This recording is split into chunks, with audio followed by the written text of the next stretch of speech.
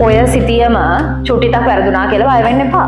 ඕනෙම දෙයක් පළවෙනි වතාවෙන්ම 100%ක් හරියන්නේ නෑ. ඒක සාමාන්‍ය නෑ. ලෝකේ ඕනෙම දෙයක් වරදින්න පුළුවන්.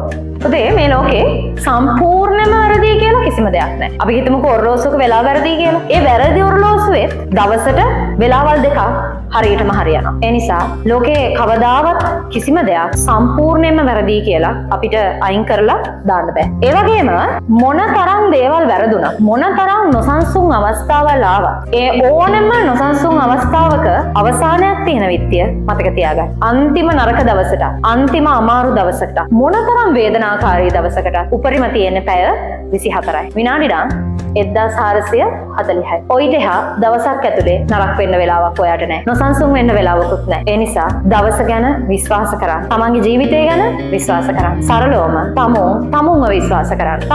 තමුන්ව දරා ගන්න. ඒක තමයි මිනිස්සෙක්ට තමුන් වෙනුවෙන් කරන්න පුළුවන් ලොකුම ආයෝජනය.